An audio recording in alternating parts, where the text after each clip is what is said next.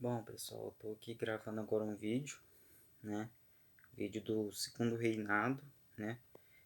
O segundo reinado, a gente havia visto que o primeiro reinado, né, de Dom Pedro I, foi muito instável, muito turbulento, né? E o período regencial também marcou muito a história do Brasil, né? Talvez foi um dos momentos mais turbulento, né, que teve dentro da história do Brasil. A gente vai ver que houve várias revoltas separatistas, né, e a instabilidade política do Brasil estava enorme. E aquele conceito, né, do Brasil conseguir se consagrar como nação independente também estava muito difícil. O Brasil estava muito dependente de alguns países. E no final do período regencial, devido a essas várias revoltas, essas instabilidades políticas, sociais, econômicas, né? Tudo aquilo que a gente havia, né, trabalhado de fato no período regencial, notaremos que os grupos políticos fortes do Brasil, conservadores e liberais, e que acabou se transformando também em dois partidos, e esses dois partidos vão disputar muito a força ou a influência política dentro do segundo reinado. E a gente vai ver que os dois, né, conservador e o Partido Liberal, eles vão concordar que para evitar, né, ou acabar com essa estabilidade nas esferas do Brasil, política, econômica e social, mas talvez principalmente política, era necessário que houvesse a figura de um monarca à frente do Brasil. E naquela época, de acordo com a Constituição, o Pedro de Alcântara ele não podia ainda assumir, né, uma vez que ele tinha 15 anos incompletos, né, ele ia fazer 15 anos. Mesmo assim, esses dois grupos políticos vão conseguir desfechar um golpe, né, que ficou conhecido como golpe da maioridade, né? Ou seja, eles vão antecipar a maioridade de Pedro de Alcântara, né? E é onde ele vai conseguir, através dessa emancipação, né? Esse conceito de antecipar a sua idade, ele vai conseguir subir ao poder do Brasil em 23 de julho de 1940, tá? E a partir daí a gente tem o início do segundo reinado, é onde o Pedro de Alcântara se transforma no famoso Dom Pedro II. E a gente vai notar que o segundo reinado ele vai ser um reinado duradouro, né? Ele vai durar 49 anos. Ele vai de 1840, tá? Até 1889. Tá? E nesse período notaremos que o Dom Pedro II ele vai fazer tudo aquilo diferente do seu pai, né? Se seu pai, o Dom Pedro I, teve um governo muito turbulento, Dom Pedro II não. Ele vai conseguir nivelar tudo aquilo que estava na economia, na política e na sociedade brasileira. Mas também, né, temos que lembrar que ele foi preparado, ele não, ele não morava com seus pais, né, e acabou que as pessoas que estavam com ele, ou que cuidou dele, preparou ele para que ele assumisse futuramente o Brasil. Então ele foi ensinado desde os seus 4, 5 anos de idade sabendo que ele seria o monarca brasileiro, né, o futuro Dom Pedro II. Então, quando ele assume o segundo reinado, Dom Pedro II ele teve audácia, né? Ele teve maturidade para governar o Brasil. Tanto que, quando a gente pega pinturas antigas, imagens antigas que retratam Dom Pedro I e Dom Pedro II, a gente nota que o Dom Pedro I ele é sempre retratado de uma forma mais jovem, quando ele tinha meados dos seus 30 anos, mais ou menos, né? E mostrando que Dom Pedro I foi muito imaturo no primeiro reinado. Já Dom Pedro II, que assumiu o Brasil com 15 anos incompletos, a maioria das vezes ele é retratado como um monarca já quando ele já estava mais velho, né? Barba grande, branca, né? Então mostra que essa imagem, né, faz transparecer que ele era um monarca experiente, que ele sabia o que estava fazendo. Então a gente nota que o Pedro de Alcântara, né, o Dom Pedro II, ao assumir o Brasil, ele fez tudo aquilo que era necessário para que a monarquia, né, brasileira, o império, durasse mais tempo. Né? Então, quando ele assumiu, a gente vai notar que o Brasil estava muito instável e ele começou a controlar aos poucos, né, o Brasil. Primeiro que naquela época ele tinha dois partidos disputando a influência política. Ele tinha o Partido dos Conservadores e o Partido dos Liberais. Dentro desses dois partidos, os mais influentes eram os grandes fazendeiros rurais, né, os proprietários de terra.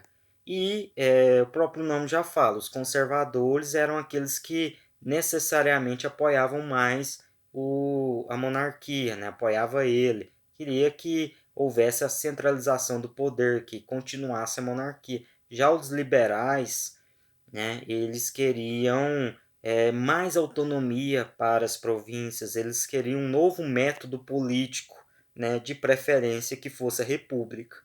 Então, o Dom Pedro II, sabendo dessa rivalidade política, ele começa a fazer um revezamento político, ou seja, uma hora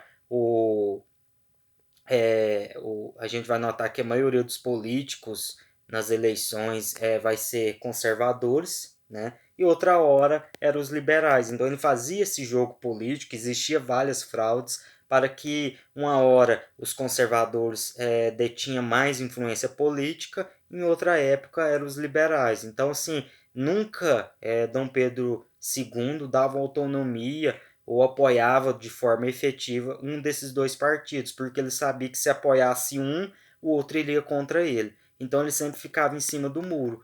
E aqui no Brasil a gente vai notar que foi marcado pelo parlamentarismo às avessas. Né? O que seria esse parlamentarismo às avessas? Primeiro a gente tem que fazer uma comparação. Parlamentarismo, por exemplo, que tinha na Inglaterra, a gente vai notar que havia as eleições, os deputados eleitos escolhiam um primeiro-ministro e esse primeiro-ministro, entre aspas, comanda a política inglesa. Estou comparando o parlamentarismo lá na Inglaterra e a monarquia inglesa fica como se fosse uma espécie de uma figura, né? Ela não detém autonomia. Aqui no Brasil foi ao contrário, por isso que fala parlamentarismo às avessas. Porque em vez de vir de baixo para cima, no Brasil foi diferente, né? Era de cima para baixo, ou seja, o Dom Pedro II ele escolhia o primeiro-ministro, né, quem iria compor o parlamento, e depois que havia as eleições.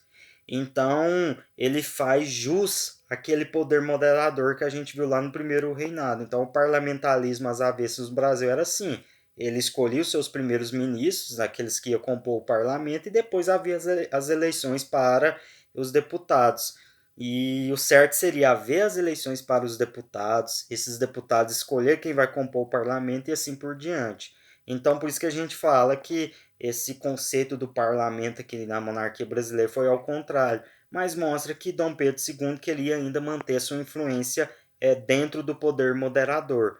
E, como eu havia dito, no período regencial ficou muito marcado por várias revoltas separatistas. Né? Várias províncias do litoral queriam se desvincular do Brasil. E a gente vai notar que a última revolta que teve foi a Revolução Praieira. Né? Aconteceu em Pernambuco em 1848. E o Dom Pedro II, né, com suas forças, com seu exército, vai conseguir conter de forma bem rápida essa revolução, essa revolta, né, praeira lá em Pernambuco, e ela vai ser considerada, ela vai marcar a última revolta que aconteceu no período regencial e início do segundo reinado. Então, Dom Pedro II conseguiu controlar todas as revoltas e colocar fim a elas. Então a gente já vê que começou a haver uma certa estabilidade política. E nesse momento de estabilidade política, a gente também vai ver que o Brasil conseguiu um grande avanço econômico, né? Conseguiu se consolidar como uma nação independente. E a gente vai notar que no ramo econômico, o Brasil vai começar a virar grande produtor do café, né? Produtor e exportador. Então a gente vai ver que o café, os famosos barões do café, vão começar a ganhar força aqui no Brasil, né? Os grandes fazendeiros. E o café ele vira a base econômica do Brasil, né? Nesse período. É óbvio que vai haver mais na frente outros produtos que vão ganhar destaque, como o algodão, o cacau, a borracha, mas o café vai ser a base econômica do Brasil. E a gente também vai ver que o Brasil vai começar a ter um certo avanço industrial, vai ter implantação de ferrovias aqui no Brasil, então a parte industrial do Brasil vai começar a dar os seus primeiros passos, mas mesmo assim o Brasil ainda vai ser um país amplo dependente da mão de obra escrava. Era um país dependia muito da produção agrícola, né? Mas de fato nesse momento as indústrias, né, a parte industrial do Brasil, ela começa a dar os seus primeiros passos. E a gente vai notar que o Brasil, que tinha a Inglaterra como seu grande parceiro econômica, a gente vai notar que o Brasil vai entrar em atrito com a Inglaterra e a partir daí a Inglaterra ela vai começar a fazer uma pressão em cima do Brasil, né, em cima de Dom Pedro II, para que houvesse abolição da escravidão. Só que naquele momento não tinha como Dom Pedro II aderir a essa pressão da Inglaterra, uma vez que o Brasil, como eu falei, era um país que dependia muito da produção agrícola, né? O café estava em alta e dependia muito da mão de obra escrava. Então, Dom Pedro II sabia que se aderisse à pressão da Inglaterra, ele sofreria pressão aqui no Brasil dos grandes fazendeiros, né, que tinham os famosos barões do café, os grandes proprietários rurais, e ele sabia que seria pressionado por esses grandes fazendeiros. Então, assim, ele começou a fazer um jogo de cintura. A gente vai notar que o Brasil vai ter um grande crescimento econômico e um dos motivos vai ser quando é aprovada uma lei, a Lei Alves Branco, que permite ou começou a permitir que os produtos ingleses que antigamente, né, não sei se vocês recordam, mas lá no quando a família real chega no Brasil, lá em 1808, é aprovada uma lei, né, o Tratado de Comércio e Navegação, que permitia um acesso mais fácil dos produtos ingleses aqui no Brasil, pagando 15 e 16% de imposto. Essa, essa lei, essa tarifa Alves Branco, ela vai aumentar o imposto que os produtos ingleses e outros produtos pagavam de imposto, que vai de 30% e em alguns casos chegava até 60%, dependendo do produto. Então isso vai, obviamente, dar um fator econômico maior para o Brasil vai começar a lucrar mais com impostos, né? Mas em contrapartida vai deixar os ingleses insatisfeitos. É aonde em 1845 a Inglaterra vai criar a lei Bill Aberdeen. Essa lei Bill Aberdeen, a gente vai notar que a Inglaterra ela proíbe o tráfico negreiro, ou seja, ninguém mais poderia comprar ou vender escravos vindo da África. E ela ameaça, ela fala que qualquer navio negreiro que fosse pego, ela iria fundar o navio. E aonde ela acaba prendendo vários navios negreiros que viria para o Brasil, e a pressão sobre Dom Pedro II começa a aumentar, é aonde ele não vê outra saída a não ser criar uma lei, que foi a Lei Eusébio de Queiroz, em 1850, que proibia o tráfico negreiro, ou seja, os grandes proprietários, aqueles que dependiam da mão de obra escrava, eles não podiam mais comprar escravos de outro país, né?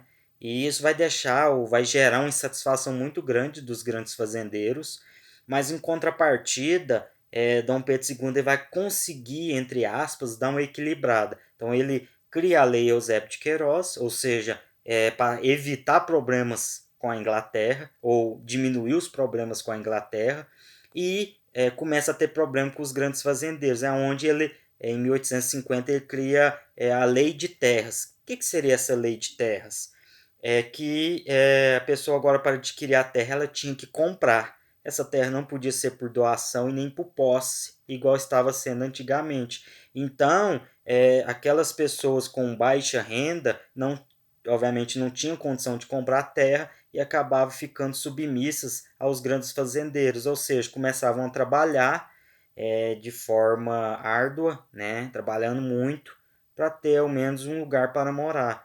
E aonde Dom Pedro II começa a intensificar a vinda de imigrantes aqui para o Brasil, e esses imigrantes eles vinham dentro de um sistema de parceria, a qual o fazendeiro pagava sua passagem, dava a ele uma moradia, um pedaço de chão, mas eles tinham que trabalhar para esse grande fazendeiro. E acabava que esses imigrantes ficavam devendo a vida inteira, né, porque tinha que pagar a vinda deles para cá, tinha que pagar a moradia e tinha que ainda dividir o que era produzido na parte de terra que era doada ou, entre aspas, emprestada para esses grandes fazendeiros. Então acabou que muitos imigrantes vieram para cá e trabalhavam para morrer e não tinham nenhum bem, devido justamente a essa lei de terras. Então foi a maneira que Dom Pedro II fez para que houvesse ou que continuasse tendo uma mão de obra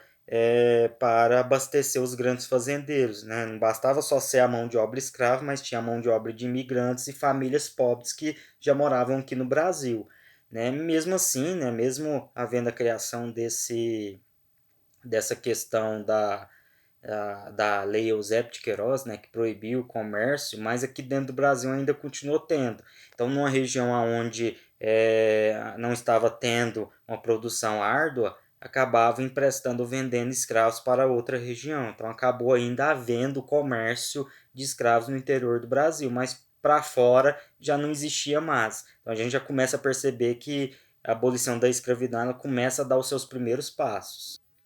E diante desses processos todos, a gente vai notar que o Brasil continuou tendo um processo de modernismo, né? Continuou avançando, continuou se consagrando como uma nação, né? Uma nação brasileira, uma nação mais independente. E a gente vai notar que o Brasil vai começar, ou Dom Pedro II vai começar a criar atritos com outros países, né? Já estava tendo atrito com a Inglaterra pressionando o Brasil para abolir a escravidão e, obviamente, os grandes fazendeiros que tinham uma grande influência política pressionando Dom Pedro para não abolir, né? E parte da sociedade ficava dividida, uns eram a favor da abolição, outros não. Então, como eu falei para vocês, Dom Pedro II começou a ficar muito pressionado, tinha os dois partidos políticos, conservadores e liberais, em cima dele. E a gente vai notar que, num certo momento do segundo reinado, vai haver a Guerra do Paraguai.